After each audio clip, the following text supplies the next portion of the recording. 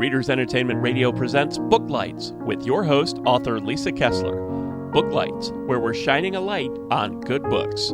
Hello, everyone. Can you believe it's March? Thank you so much for tuning into Booklights today. And you're in for a treat. Our romance February is continuing over into March because today we have on Liana Brooks. And if you haven't read her books yet, you're in for such a treat. And she's got so many for you to binge read. So if you haven't read her yet, I'll read her bio so you can get to know her. Liana Brooks is an American author who writes science fiction and sci-fi romance for people who like fast ships, big guns, witty one-liners, and happy endings. She enjoys writing science fiction in every form, from sprawling space operas like her Fleet of Malak series to the antics of superhero families like the heroes and villains, as well as paranormal romances, which we're going to chat about today from her All I Want for Christmas series. When she's not exploring the sprawling realms of fiction, she's a busy mother of four, traveler, language learner, and eclectic hobbyist who enjoys everything from woodworking and photography to cooking and embroidery. She lives somewhere between the bookshelves, quilts, and canvases with her wonderful husband, their beautiful pets, and the children who want to be home right now. You can find out more about her on her website, and she does have a fantastic blog over there too. I was poking around, and so you will find her website link right there in the show notes. So feel free to click it, join her newsletter, follow her on social media. And without any further delay, you there, Liana? I am. How are you doing? Yay. I'm good. How about you? I am doing fabulous. We're enjoying the beautiful weather, and it was warm when I landed. So it was fabulous day here in Seattle. Yay. Oh, good. Well, that's good. And no snow in Seattle, right? Not right now, no. Yay. Enjoying. There's flowers coming out. It's beautiful. Oh, that's wonderful. Well, I know it's not Christmas any longer, but people can still relive the Christmas joy. And you have a new book, All I Want for Christmas is a Cryptid. And so do you want to tell everybody about it and why they should go grab a copy? So All I Want for Christmas is a Cryptid continues the All I Want for Christmas series that started with a werewolf. And the original book came out because somebody started counting down to Christmas in July. And I'm like, no, we're not having any of this. I'm against this. And I wrote this book just out of silliness about somebody who hates Christmas and loves Halloween and lives down in Florida and just wants to have a happy life. And she's had some rough things in her past. And she's like, well, I'm not dating anyone, but I'm going to get a dog. I'm going to go and I'm going to adopt a dog, and accidentally happens to fall in love with a dog that's a werewolf. And as you do, as one does, because he happens to also, I can't tell you, that'd be a secret. Shh. So that came out, and my editor came back with, what are you writing for next year? Because it sells really well. And so we've had All I Want for Christmas is a Werewolf, and All I Want for Christmas is a Reaper, which is set in Chicago with a Grim Reaper. And All I Want for Christmas is a Gargoyle, which was set in Korea the first year that I moved. And now we have All I Want for Christmas is a Cryptid, which is set in Northern California and Southern Oregon, dealing with some wildfires and someone who has been traumatized and retreated to the countryside. And she thinks she's done with everything. She has gone and accomplished everything she meant to accomplish at a very young age and hit all the goals and all the markers. Everyone's like, oh, you're going to get degrees and you're going to get a house and you're going to have a job and you're going to do this. And she did all this by her mid-20s, and then realized there was nothing left that she was supposed to do, and nobody cared because her parents had passed away, and she felt very isolated and alone. And then one day a gentleman shows up at the door and tells her she needs to leave, and she's like, no, I don't need to leave. And he's like, there's a wildfire coming, you need to leave. And she's like, no, not really. He picks her up and throws her over her shoulder and says, you need to leave, we're leaving now. We're going to pretend that this is inhalation and smoke inhalation, and that you're having trouble because of that. So we're going to leave. And she's like, I will pay you to stay with me because I don't want to be in the city. And he accepts, and they get a chance to know each other while facing her coming back into society. And so it's a fun little romance about making choices after you think you've done everything after you think you've finished everything you're supposed to do and starting fresh and making new choices and building a new life and accepting falling in love again. Oh, I love that. And what, I mean, is it a spoiler to know what kind of cryptid he is? He's Bigfoot. Oh my gosh. I was wondering if he was like Bigfoot or did he crawl out of the lake? Is he a lake monster? But oh, that'd be fun. No, we've got All I Want for Christmas is a Mermaid is coming this year. So oh, 2025, fun. we've got All I Want for Christmas is a Mermaid that will be set in Louisiana and Sydney, Australia. So Whoa. And you it sounds like each of these are in different locations. Do you go to all these places where they happen? they're all places I've lived before. I travel quite a lot for work. So actually settling down in Korea and settling in Seoul has been a big deal because we're there for so long. I usually leave every 6 to 20 months between places. I go in, help set up an office, and then I'm off to the next place. And so this is a big deal that we're stabilizing there with my family. I've got 4 kids with me and my husband, and we're making do and settling there for a little bit. So yeah, all these places Wow. are places I have lived or have been before, at least for some length of time. Wow, that's so cool. Well, how is it like finding yourself? How long are you going to be in Korea? Do you know? We've been there 2.5 years. We'll probably be there another 2 to 4 years, depending. Wow. Wow. Are your kids school age? Are they learning Korean? Do they? They're all learning Korean. I have 2 that are doing college remote and will actually be leaving. One is looking at school in Hawaii or Australia. Another one is applying to some schools in North America to go finish their degrees because they'll have their associate's degrees and they're going to go off and get their bachelor's and master's degrees in their various fields. So one's in Wow. engineering and one's going into hospitality. I have a son who's in high school and then my youngest is in middle school. And Wow. so they speak English, ASL, and Korean and Spanish, all of them.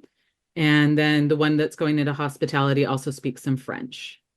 Wow. That's amazing. So, yes, we put Wow. all the moving to good use.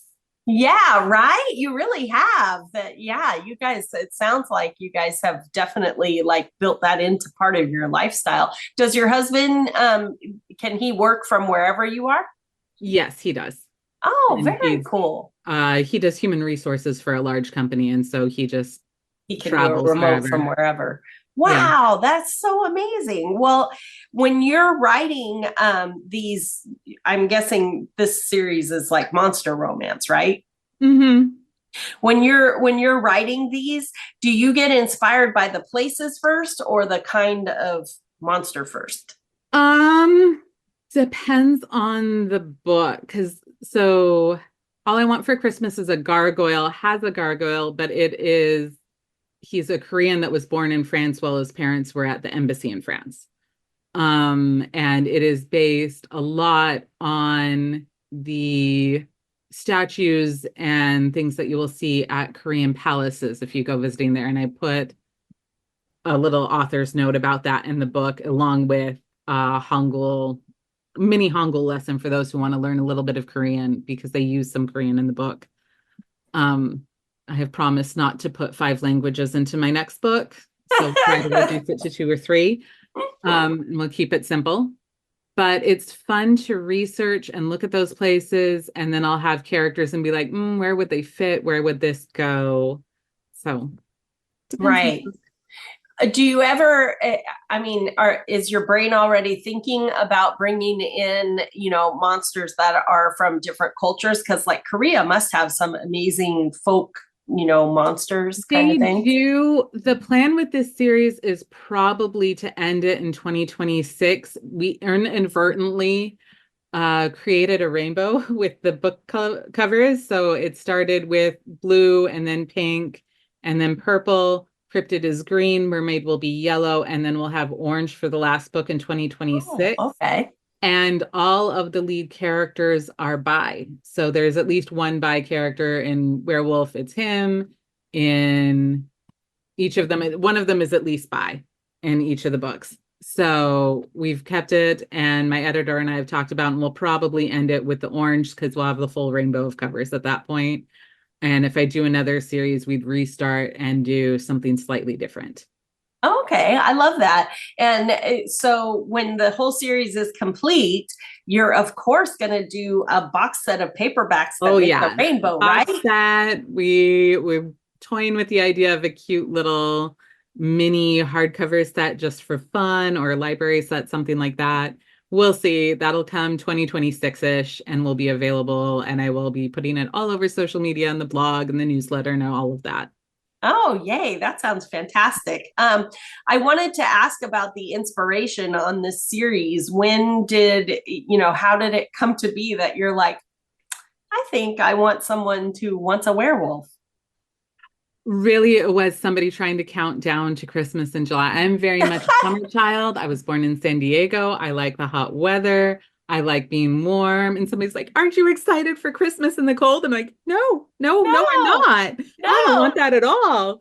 And so I wrote it originally just to be silly and kind of vent and be like, why? Why are you all excited about being cold and all of this? This is so So it sad. wasn't really planned to be a series then It at wasn't first. planned to be a series, Okay. but my editor and I were going back and forth, and I jokingly wrote a pitch for the second book, and she's like, "This is great. How many books are you going to put in the series?" I'm like, um, we'll see how book one sells, and they're very popular in the holiday season. They're fun reads because they're quick, they're short.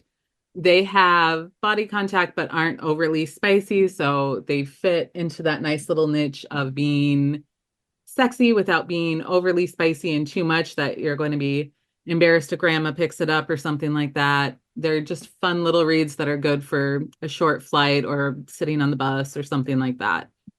I love it.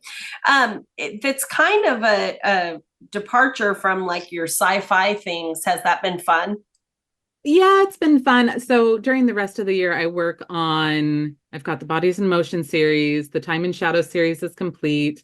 I've written a couple of other series that I am pitching and that my agent has to hopefully sell somewhere else. And it's fun to take a little break from that and write just werewolves and monsters and fun and noticeably no body count. The Christmas books have no dead bodies. That is one thing that somebody had brought up because my body count in the Time and Shadows series is so high. And then also in the Fleet of Malak series, it's very high. And so my friend was like, can you write a book without killing anyone? I'm like, sure, I could do that. Probably, maybe. I Let me see think. what I can I do. think if it's short. And if I keep it short and because realistically, in a lot of books, we like to kill off the bad guy and get rid of them. But realistically, when you have life, a lot of times you're going to have people you don't love in your life who hassle you or give you a hard time, and they're going to walk away completely unharmed, and so are you. Or you're going to walk away and cope with what they've done to you. And so there's a lot of that in the All I Want for Christmas series is people are coping with past choices or the way other people have treated them and learning how to handle their own emotions while they're falling in love and doing everything else. So there's some layers there, just enough to keep it interesting. So it's not just, ooh, that person's cute. Let's ask them out. Right, right. Well, it makes it a little bit more dicey when they're not exactly human. Yeah, but they're all nice guys. So it works out. Well, I always like to say, my friends tease me because I always like to say nothing raises the tension like a dead body. So, I enjoy high body count as a That's writer. usually what I So write, but somebody told me is they're like, you need to write a book without a body count. I'm like, I'll try. I'll I've try. tried. Nobody dies in these books. So if you want a body count, I have other series. Highly recommend the Time and Shadow series because we're going to start with a dead body and there will be more. Well, I wanted to ask you about that series too. Is it done or is it still going on? The Time and Shadow series is complete. It's a trilogy. It starts with The Day Before, and then you have oh my gosh, I forgot. Convergence Point and then Decoherence. So The Day Before, Convergence Point, Decoherence, it counts down to the ending. So you have 3 words, 2 words, 1 word. It is a complete series following Sam Rose, who is a detective in a United North America, and Mac, who is her I'm so sorry, sleep deprivation caught up with me. He's the coroner for her lab. So they start with a dead body that they have to identify and rapidly realize that it is Sam Rose's dead body. And they live in the year 2069 where there are clones. And so at first she thinks somebody tried to clone her to replace her in the government. And then they say that the clone is older than her, which would make her a clone and means she doesn't have rights. And so she has to figure out who killed her, if they were aiming for her, if it was a clone, if there's something going on, and figure out what's going on, all without losing her job or otherwise getting killed. Wow. And you got it in a trilogy? It's complete? It's a complete trilogy. Wow. There's some hints. I can give you some spoilers if you want for what happens. That's book 1. If you read the backs of 2 and 3, you will see mentions of time travel. And what you learn at the end of the first book is that it is not a clone. It is Sam from 5 years in the future, and her murderer dropped her in time to hide her body. And so she has to solve her own murder before it happens. Can live. Right. So she can survive. Wow. Boy, that's a mind bender. Is that your first time with time travel, or do all your sci-fis deal with that? No, that was my first one. That was the first one that was published. It originally came out from HarperCollins. And that was my first novel trilogy that was sold and published to big publishing.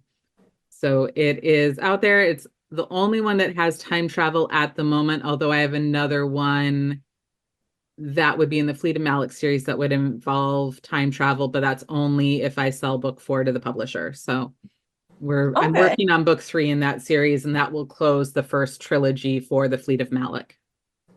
Okay. And Fleet of Malik, I wanted to ask if it's like hard sci-fi or is it magical sci-fi like Star Wars? Ooh, Fleet of Malik is a sci-fi romance that is mostly hard sci-fi, except they have nanobots that allow them to do things like teleport and do telekinesis if the object they're targeting has telekin in it. So if it has a certain element in it or around it, they can teleport it, they can move it, they can use telekinesis and everything like that. So the spacers kind of come across as magical, but it is a tech-based magic. Okay. Well, when you are planning your sci-fi, are you a world builder first, or do you discover the world with your characters as you write? Usually discover the world as I write. The Fleet of Malik series was a little bit different because I was pulling from multiple ideas, and I knew I wanted this enemies to lovers character arc, and I wanted them to be dealing with the aftermath of war, because a lot of times we write sci-fi and sci-fi romance in the middle of the war, and when you're dealing with that, and I wanted to look at what happens after the guns stop firing and when you go home. And so we start with Bodies in Motion, and Selena Carroll is a captain who helped win the war, but her crew has left her. Her ship has no fuel, so she's on the ground. She can't go anywhere. She's lost a lot of her friends, both to war and to the fallout of the war. And she's trying to rebuild her life in isolation when somebody who was her enemy reaches out and tries to help her. She has to make this choice of whether or not she's willing to let go of the war, or whether she's still mad about it. And it's really hard when you've been in war, when you've had those fights, to actually fully forgive someone. And you can look at human history and see that all over the place. So the whole series deals with enemies to lovers, but these are enemies that they've literally fought, that they've tried to kill, that may have killed someone they loved.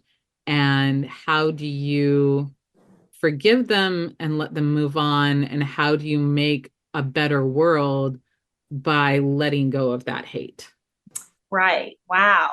And you said this one has one more book? Yes, there's one more book. So we've got Bodies in Motion, Change of Momentum, And For Every Action is the third book in that trilogy. And then if I sell another trilogy, I have no clue what the titles will be.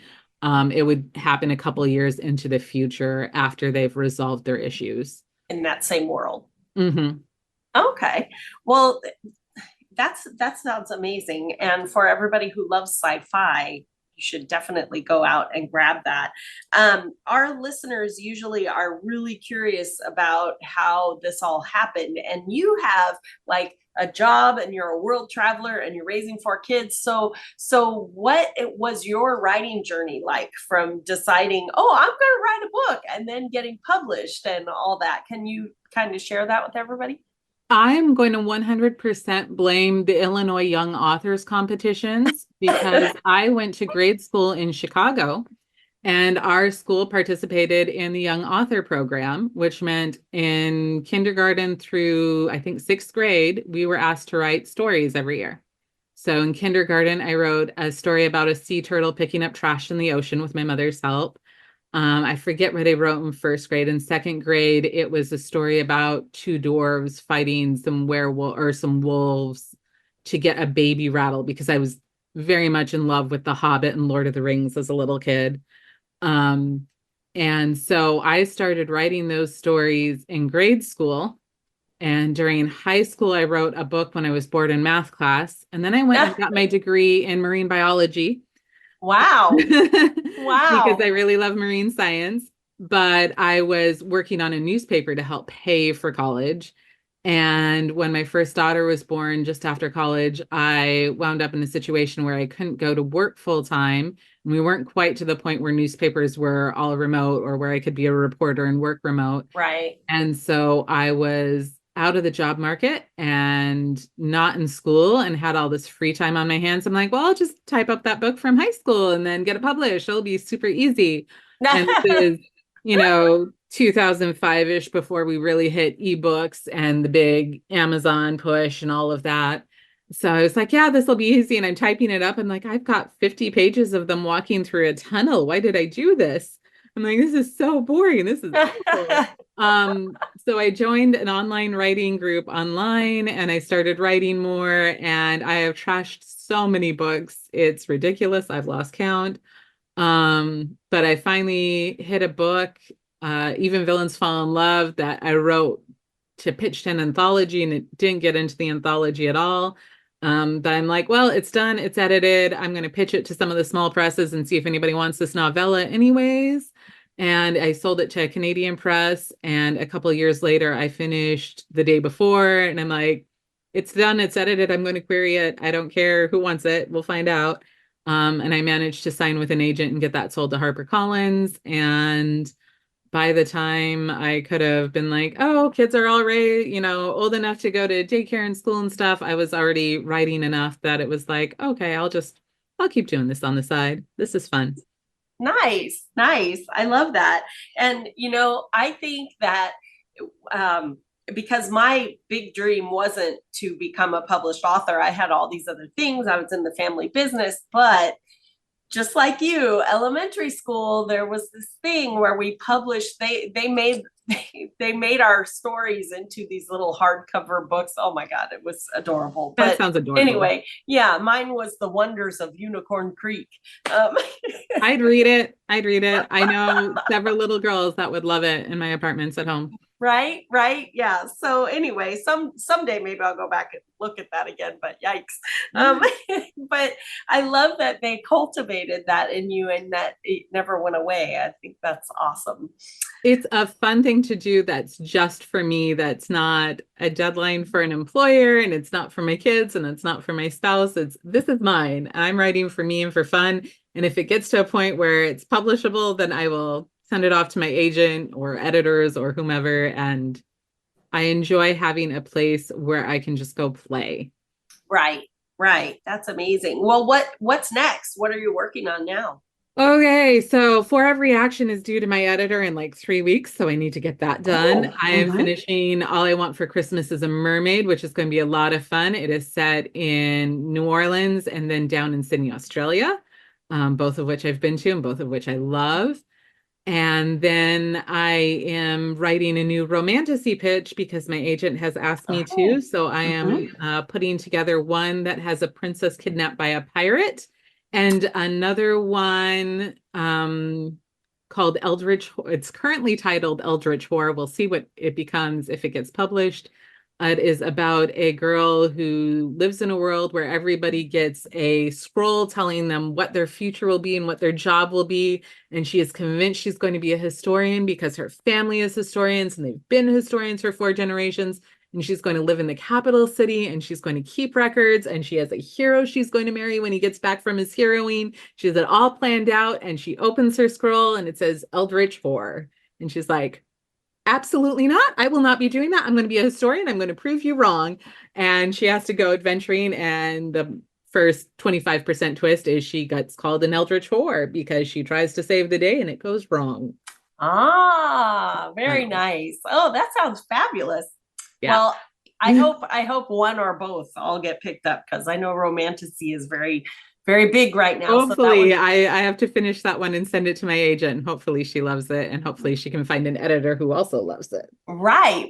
That's always the hard part. I know that for any listeners who are writers, do not give up. It takes forever. It took so long for me to get my first publishing contract. So don't give up. And the crazy thing is that never goes away. So just keep at and it. For all the books that I have on the shelf, I probably have 10 or 20 that just didn't get there. That I either finished and was like, yeah, it's not worth editing, or it's not competitive enough, or I just don't love it enough to keep writing it, or I really needed to write it to vent, but it's not one I want to share yet. It happens. Publishing is an ongoing, ever-growing field. So go have fun. And sometimes it's not time for that book, but then when the right time comes, then, it can happen. So anyway, I just think that's something worth reminding people is that sadly, it doesn't usually, it's so funny when we're bright-eyed and we're like, oh, this is great. And I'm going to get an agent and it's going to do this. And usually the publishing road is not a straight line. It's everywhere. No, and a lot of people don't hit the bestseller list until book 6 or 7. And you're like, oh, this best-selling author, I've never heard of them before. And they're like, I have 2 other series out. Please read my backlist. Pretty please. Right. Yeah. Rebecca Yaros, who has the big Fourth Wing thing and all this stuff, and everybody's like, oh my God. And I'm thinking, we're at the same publisher. And I remember when that first book came out, and it's been a while, guys. But yeah, everybody said it takes this many years to be an overnight success. Yep. That's publishing. Yeah. It's an interesting business. That's for sure. That's for sure. Well, it has been so much fun chatting with you. And if a reader gets super excited after they read your book, what's the best way to get in touch with you? Are you on social media? I am on Blue Sky primarily. I also have an account on Mastodon. I am on Facebook, but I don't update it very regularly. I have a website, which is lianabrooks.com. And I occasionally, very rarely, send a newsletter. It's usually when I have a new release or a sale or something, because I hate reading newsletters, so I don't send them very often. But I'm on Blue Sky primarily, and you can find me there. Go ahead, at me. I love to chat with people on there. And yeah, that's where I'm at these days. All right. Well, thanks so much for being here. It was great chatting with you. Thank you for having me. And I hope you have safe travels back to the other side of the world there in Korea. And that's very exciting. And anyway, everybody go grab All I Want for Christmas is a Cryptid because it sounds fantastic. Who doesn't want to have a big heroic Bigfoot in their life, right? Right. Thanks again for being here, Liana. Talk to you. Thanks for having me, Lisa. It was lovely chatting with you. Have a great week. Thanks for joining us on Booklights. Be sure to connect with us at www.readersentertainment.com for articles, blogs, videos, and podcasts that matter to readers.